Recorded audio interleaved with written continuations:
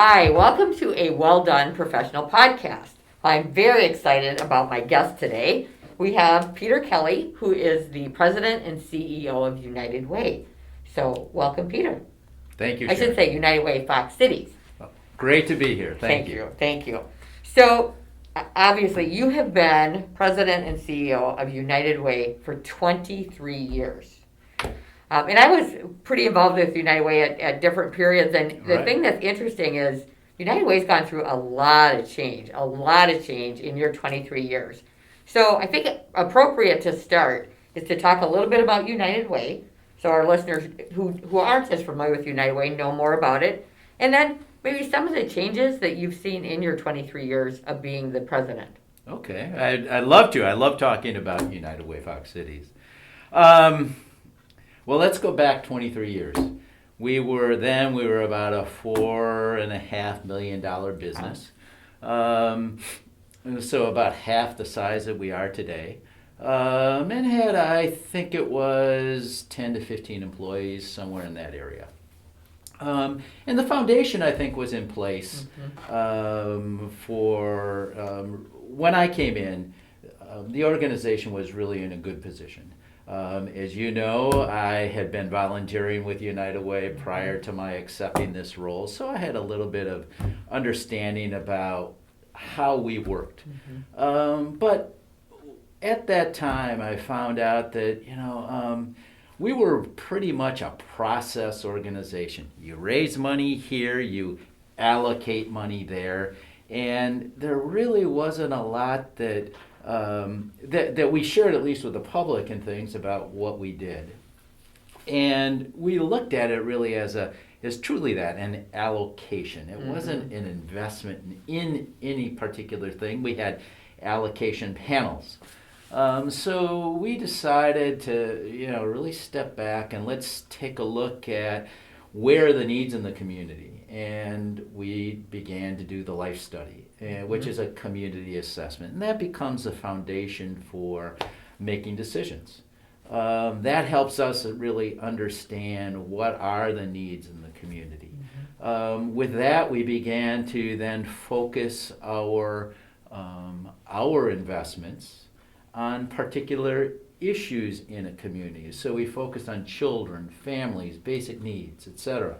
As we began to do that, outcomes had been around when I first started, but we got much more involved with outcome measurement and really trying to hold people accountable for the investments that we were making in them. So it's been an evolution over time, and through that, we've grown from about $4.5 million to last year about a $9 million organization, about 25 plus employees, and are really focused still on that community impact. We are even taking our outcomes to a new level where that's called results-based accountability, and just like it sounds, it's continuing to really be accountable for what we're doing in the community. How long has the life study been in practice?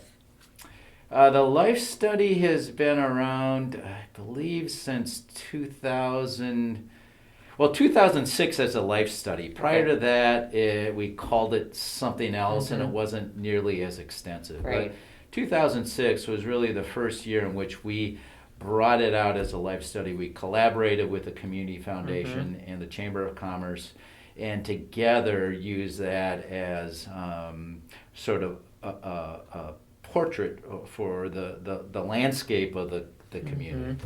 That's one of the things I really have loved about, just because I know you so well and the things that you've accomplished. One of the things that I think about when I think about Peter Kelly's legacy, if you will, is instead of just plugging and playing on issues that are short term, you've done an amazing job of looking downstream and saying, so how can we impact this forever?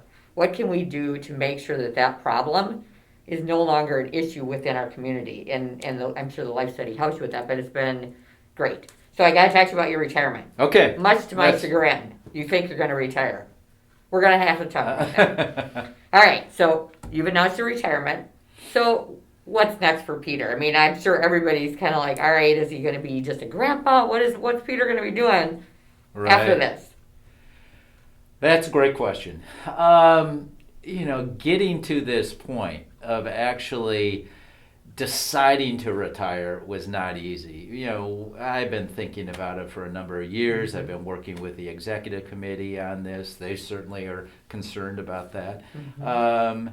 But really committing to it, pulling the trigger, if you will, is a whole different thing because I love the job. I love the people. Right. I love the mission. And I feel as though I still have a lot to give. But by the same token, I'm getting older. I have been in the role 23 years. I think that while I still have my health, there are a lot of other things I want to do. So I think it's time for me to step back, allow somebody new to come in with new ideas and continue to build upon sort of the foundation that we've left.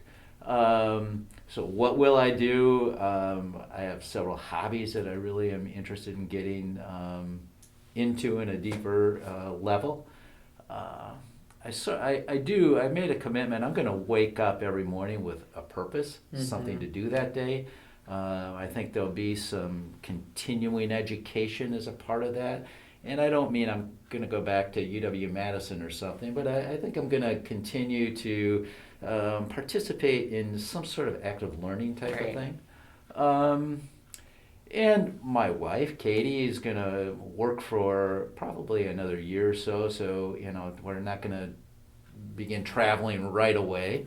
But certainly that's on the horizon. I have children on the West Coast, Salt Lake City right now, Madison. So lots of places to visit.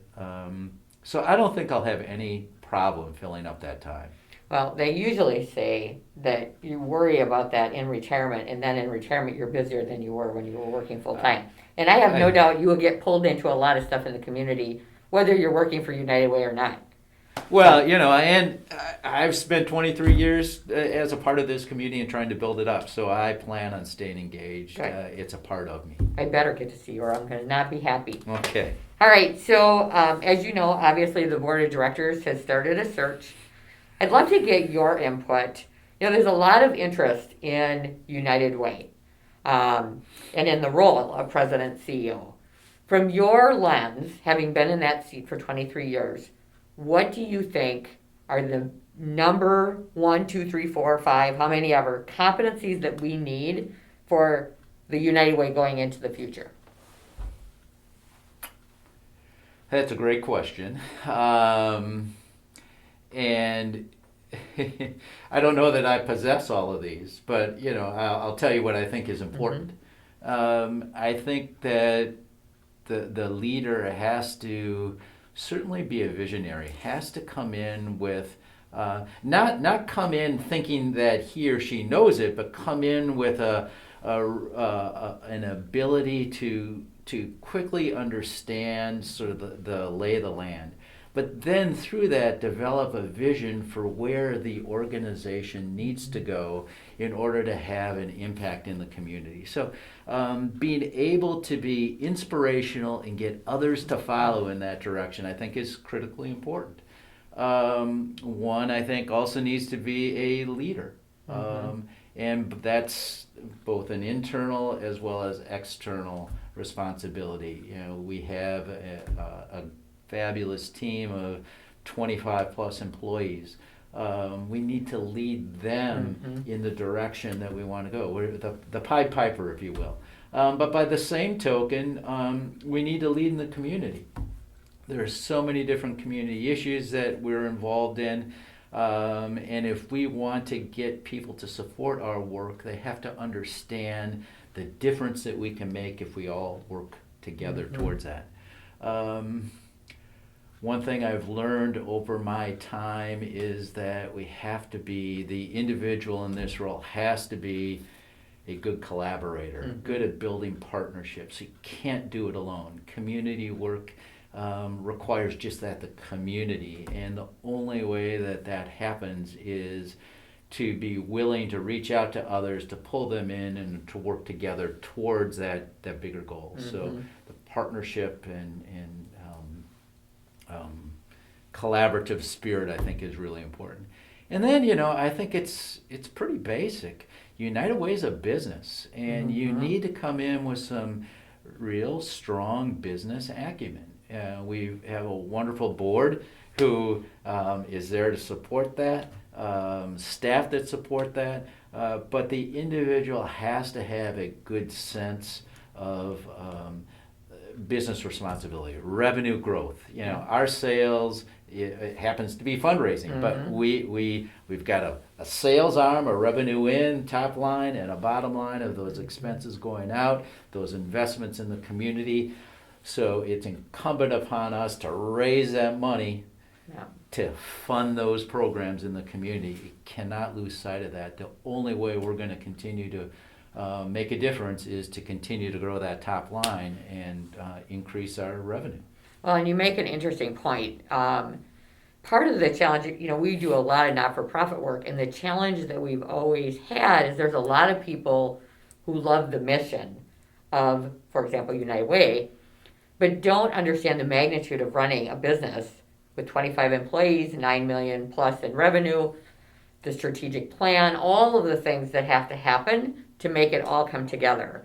So thinking about that piece of it, the business side of this, what do you see as some of it'd be great if business was easy and we didn't have challenges or problems. However, we're wearing masks for a reason. There's all kinds of challenges and problems. Right. What do you anticipate will be some of the challenges, say, in the next even 3 to 5 years with United Way, just from a lens of thinking, okay, as we're looking at the next leader, here's some of the things we have to be cognizant of. Two things come to mind right away. You hit on one of them and at the outset, and that is there's so many good, valuable organizations raising money right now, trying to do things in the community. So we're just one of many. Right. And the way in which one is successful is to have that differentiator. Why us and not someone else? So you have to recognize that this is a very competitive world, and yet, as I said previously, the way in which we grow is to work together on this, and sometimes we don't always have that mindset. At least I'll admit I didn't coming in. I thought, well, my mission is to gain market share, and the only way I do that is to take it away from somebody else. That doesn't work. So we need to be able to work together, and by doing that, I think, will be able to raise revenue. But behind all of that, I think one of the big challenges for United Way, as well as probably everybody, is technology. Technology is driving so much of what we do, and as a nonprofit, we don't have the resources perhaps that a for-profit may have to invest in different technology. We're always a little afraid to try that new thing. Let's make sure that every investment we make is tried and true. And so because of that, we're slow to sometimes respond. And technology, as you know, is just changing so rapidly that for us to keep up with it is a huge challenge. And as I look out at the horizon, the way in which we do business today is changing dramatically. The way in which we raise money is just going to change. And technology is driving that, and we have to be on top of that. And whoever comes into this role has to be prepared to be very flexible, not get comfortable in any one thing because of that constant change, that constant evolution, to staying ahead of what we need to do in order to drive the business forward. It's so interesting that you say that. Obviously our business has changed a ton, where we actually, for the first time this is my 24th year, the first time ever I've had people get hired and they've never met face to face. Yeah. I mean, and it's just the strangest thing to have people talk over a camera and hire them. But it's changing. It's so true. So the other thing though too We're is, both old school though. I was just gonna say our age might have something to do with that, because I don't know about you, but when I started in this business, I had to go to the library and open up the Thomas Registry, and I ordered yellow pages from every town. Your I mean, it was SIC hysterical. code, yeah. Oh right. yeah, the SIC code's right. So yeah, It's a different world. It's a very different world, and admittedly, we all have to just adapt. We just have to go, you know what, I'm not comfortable, but change is never comfortable, and we're just going to do it. So let's go back to leadership, because that was the other one that you talked about, and I agree wholeheartedly. The thing that I think you did extremely well is the balance of all the stakeholders. There's so many in this role. You have your board, you have your staff, you have the external customer, if you will, which you talk to the CEO, but it's a very grassroots fundraising effort. It's their employees all the way through to your agencies that are asking for your help.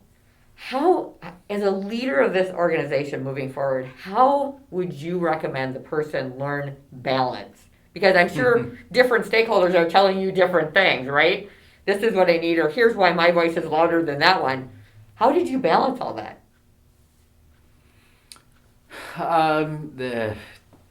It's not easy. No. But I think it all starts by listening. Because everybody's issue is so important to them. So you truly have to be a good listener. You have to be a compassionate listener. And truly try to put yourself in their shoes and understand why this is so important to them. I think that really one thing we didn't talk about maybe is a lot of what we do is consensus building. One thing I learned early on, I'm never going to please everybody. There's no way, especially I think that's just being diverse, in business, right? Never going to please everybody. Exactly. But that doesn't mean you have to make everybody upset at you. I mean, the idea is to find a common ground and to build things together. So that consensus building, I think, is very important. It gets back then to the collaborative nature. If we want to address homelessness or whatever issue it might be, the only way that we can have a community solution to something like that is to have a community response. Not a United Way response, not a Pillars response, but a collective response to dealing with that or whatever the issue is. And you get there by building a consensus in order to do it. So I think that is an important trait for the individual in this role. And I think that will always be. Well, and important. I want to give you kudos here, because I think nobody did that better than you and Kurt from the Community Foundation when COVID hit. Thank you. I mean, you guys came together so quickly and raised money so quickly, and it was amazing. I mean, the speed at which you were able to get that done and the collaboration that you put together, I just want to say thank you on behalf of the community, because it really was. I mean, I was watching online and I'm like, how are they doing this? I mean, it was almost like you had a mini campaign within a big campaign, right? Yeah, we did. We've raised over $1.5 million. That's a lot of money. In a few months. Right. But I have to tell you, Sharon, that didn't just happen. That's because Kurt and I have really been friends and partners for a long time. And it happens because we trust in one another. Right. And that's obviously in anything, trust is important, but it really is doubly important when you are taking community resources and putting them back into the community, because the people that are giving those resources to you trust you to do that. Right. And I think the fact that we're able to work together, the United Way and the Community Foundation, is only a benefit to the community. And we heard some really positive stories as we were doing this, and one of them came from somebody who made a very substantial gift. And as I understand it, was their first large gift to this, but they gave it to us because they trusted in us to stay on top of the ever-evolving situation and make smart decisions on how to spend that money. Yeah. And, it's my wish that everybody would see that as a value in what United Way does and the Community Foundation. And when we work together on that, we can certainly have much greater impact. Yeah, no, it was amazing, just amazing. So, 23 years. Yep. What do you, when you think about that career and all the things, I mean, there's been so many amazing things that have been done. What gives you the greatest sense of pride? What do you like hang as Peter's legacy? They always say, what is it that when all is said and done, you look back and you go, I'm just so proud I did that? What's that going to be for you? Right. Well, I have to admit, I don't like talking about legacy. It just feels odd. Well, you have one, whether you know it or not. Yeah, so. well, as I look back over the several decades, I think one of the things that I'm most proud of is our willingness to really address mental health issues. And this started, well over 15 years ago, where we recognize that, there is no health without mental health. And I learned that adage recently, but I think that really goes back to the beginning, and hopefully that was part of our thinking on this. But mental health has such a stigma, and I feel as though the only way in which we can overcome that is to bring it out and talk about it. And I think that we've helped to create a dialogue in a community around mental health. During that time, we created the PATH program, providing access to healing in school districts, where we take mental health services into the schools and provide these valuable services to children, essentially, where and when they need them. And it's all a direct result of going way back to the beginning, to the life study. Back in 2006, it was identified as a very big issue. Suicide, teens were self-reporting high incidence of suicide ideation and attempts. And we felt, the only way in which we can begin to deal with this is to have resources available for children when they need it, and where the children 9 months of the year, usually, in a school. So PATH was created, and we brought multiple organizations together to provide that service. And I look back over that time, and I know that we've made a difference in children's and families' lives, and kept families together, kept children alive, very honestly. So I think that's probably one of the most rewarding things. And I think today there's a lot more community discussion around mental health, a lot more awareness around it. And while there still is stigma, I think we're starting to work at addressing that and recognizing that mental health is something that can be treated and can be cured in many instances. Well, it's really no different. I mean, mental health is no different than diabetes or any other disease. I mean, and it's treatable, like you said. I worry about, and I do take that into consideration in looking at the new president CEO, because I see this trend of, and people always say, why do you not want people to work from home? And it isn't because I don't see remote working as a great option. My concern is just that isolation, being away from people, and that emotional connection people get from going to the workplace and being with other people and being alone all day long for extended periods of time. I mean, it's been a while, but it hasn't. I mean, if we continue this trend for years and years and years, I think our mental health issues are going to just increase. Oh, the rise in mental health issues, suicide ideation, suicide attempts, actual suicides have gone up dramatically. Substance abuse, both drug and alcohol abuse, risen dramatically during this pandemic, and those become addictions. So it's not like the pandemic's over with and it's gone. Right. I mean, we're creating a problem that we really have to come to grips with in order for us to almost survive as a community. I mean, because there are so many people that are being affected by this. Very a lot of loneliness. I mean, it's isolation, as you pointed out. Yeah. And then the other thing is the spillover effect. It's not just the individual, it's their family, their children. It just impacts so many, and it's sad. So one of the things that I was really surprised about when I was involved with United Way is some of the issues we have in our community. I mean, we kind of think we live in Pleasantville, and I was just shocked at like homelessness and some of these other issues.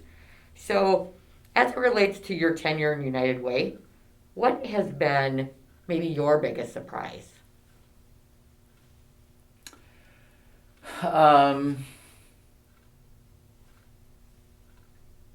That's a great question. I think that you're right. We all get so consumed with what we do on a daily basis that we don't have a broader appreciation for some of the real challenges that individuals are facing in the community. So admittedly, I came into this role and a lot of those just real basic needs were surprising to me, that we as Happy Valley, we're still struggling with a lot of that. And very honestly, they've only gotten worse probably in the 20 plus years that I've been doing this, which is a sad statement, but it's also a reality of life. We're growing as a community, and as we grow, we just have bigger, or the issues become a little bit bigger. But I'm going to take a little bit of a different approach to your question and say what really surprised me is how people come together on these things. It's really, really a unique thing about our community. I take a look, not too far north or south, and they just don't have the magic. I'm not really sure what it is, but somehow we come together and we address these issues, whatever these issues are. This community really rallies together and we support one another. And that has been one of the most surprising things, and it continues to surprise me to this day, how year after year we still come together for the betterment of the community. It's so, we talk all the time. We move a lot of people to our area, and they think we're kidding when we say it's a really unique community, and you will love it. And they think, okay, it's in Wisconsin, it's a smaller city, it's not a big city. Yes, you have some amenities, but I just don't anticipate that I'm going to fall in love, and someday I'm going to want to move on. They get here, and invariably within 6 months to a year, they'll call and say, you were right. This place is fabulous. It is a very, very unique community. No doubt. And in my role, I sometimes have executives who are displaced for one reason or another come to me to say, I came here 5 years ago, kicking and screaming. My wife was really reluctant. My kids didn't know where we were going. 5 years later, where there's a change at work, I need to do something different. I want to stay here. We love this place. And that happens all the time. All the time. And sometimes they're in a very unique position. Well, there's only one of those things here. I know. Well, okay, help me find something new to do. It's amazing that once you get here, Now you we know get a why, hook in them. Now you know why I wrote the book, because it's figuring out what is that something new to do. So Well, yeah. So, leadership. I think being a leader has just some amazing things about it, and then there's a lot of learnings that happen along the way. So, when you look back on your leadership as the president and CEO of United Way, what has been your key learning?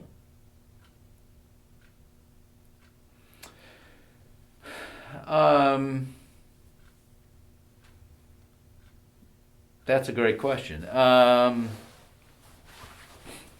I think, never underestimate the power of people to really address so many different issues.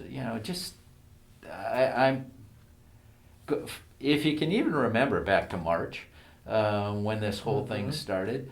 March and April, I was wondering, what's the future look like? It was bleak.